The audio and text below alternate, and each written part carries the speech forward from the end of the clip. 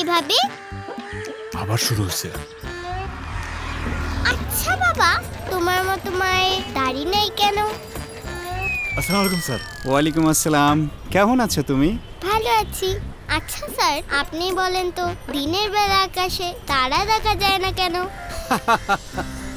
বাহ, তোমার মেয়ে তো খুব প্রতিভাবান হয়েছে। জি স্যার। খুকি যখন মায়ের গর্ভে আছিল তখন তার মারে নিয়ে আমরা নগর মাতৃসদনে যাই।